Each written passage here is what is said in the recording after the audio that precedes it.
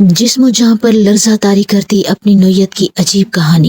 چاند کی دودھیا روشنی میں ریگستان کی چمکتی ٹھنڈی ریت پر وہ خوبصورتی اور بدصورتی کا پیکر بھیانک چڑیل رقص کرنے میں محو تھی۔ چاند اور ستارے بڑی حیرت سے یہ منظر دیکھ رہے تھے۔ دنیا کا انتہائی خطرناک ترین ریگستان صحرائے گوبی کو مانا جاتا ہے، جہاں زندگی بہت مشکل ہے۔ یہ صحرا اپنے حسن اور وسعت اور سحر انگیز ماحول کے باعث بہت مقبول ہے۔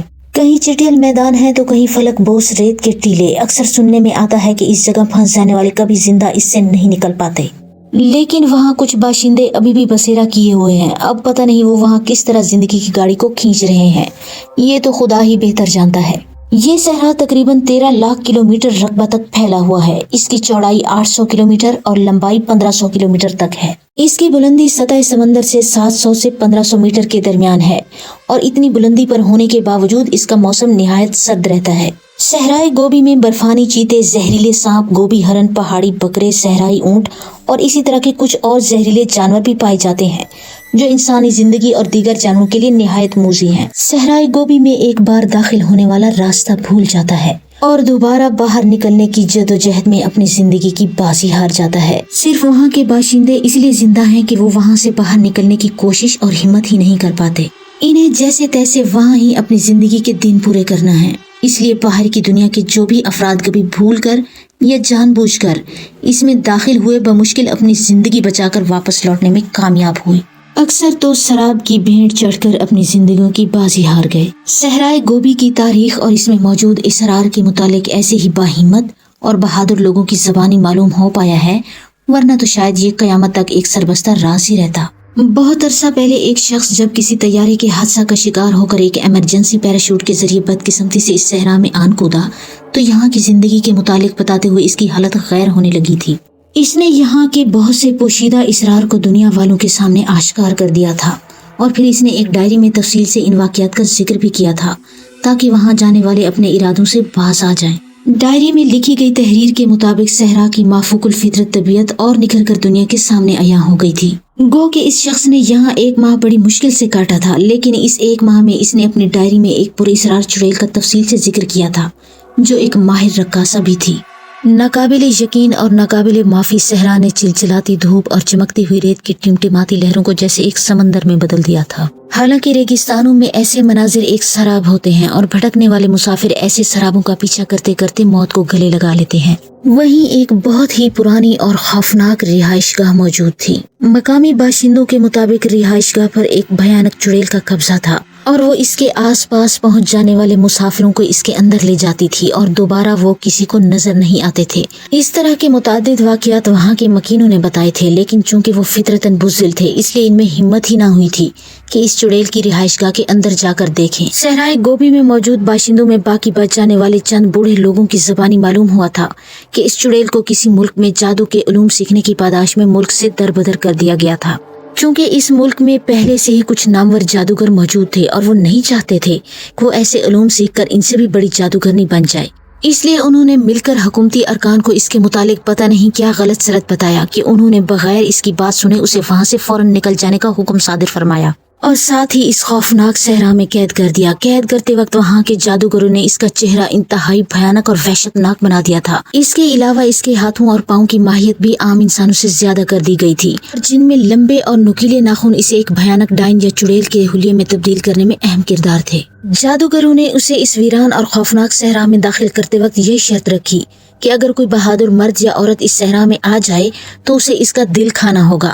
جیسے جیسے وہ ایسے بہادر لوگوں کا دل کھاتی رہے گی، ویسے ویسے اس کے جسم میں نمایاں تبدیلیاں ہوتی رہیں گی، اور وقت کے ساتھ ساتھ وہ اپنا پہلے والا حسن دوبارہ پا لے گی۔ دوسری صورت میں ان جادوگروں نے اسے یہاں پھینک کر اپنی جان خلاصی کروا لی تھی کہ نہ رہے گا بانس اور نہ بجے گی بانسری۔ ظاہر ہے اس خوفناک صحرا میں کوئی پاگل ہی ہوگا جو داخل ہونے کی کوشش کرے گا، اس لیے وہ ساری عمر یہیں سڑتی رہے گی۔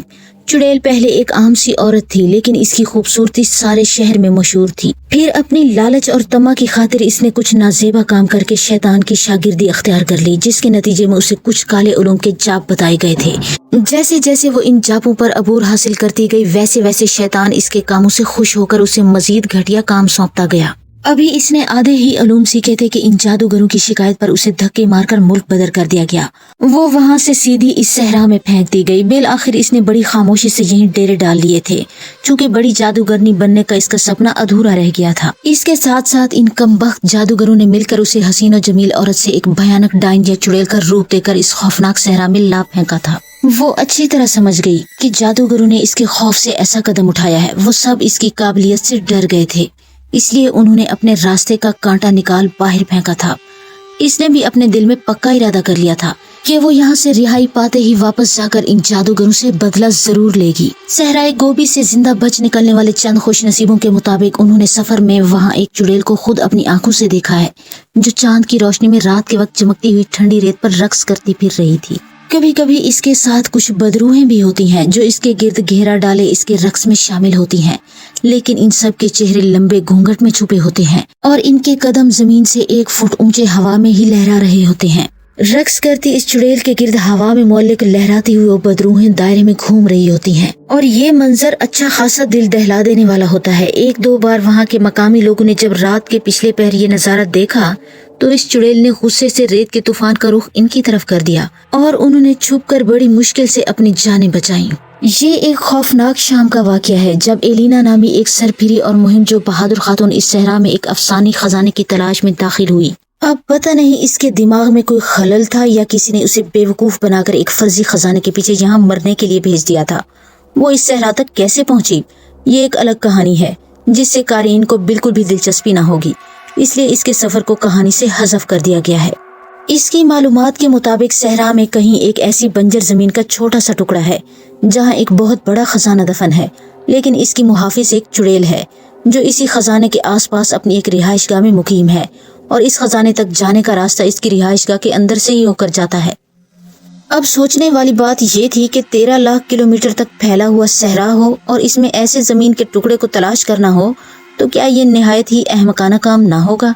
लेकिन अब इसका जवाब ये है कि एलिना ने एक ऐसे शख्स से तफसीली मुलाकात की और इसी ने उस चुड़ैल के मुतालिक बताया था कि अगर वो इसकी रिहाइशगाह तक पहुंच जाती है तो समझो खजाने तक पहुंच गई, और इसकी रिहाइशगाह की निशानदेही इसने जुनूब की जानिब की थी।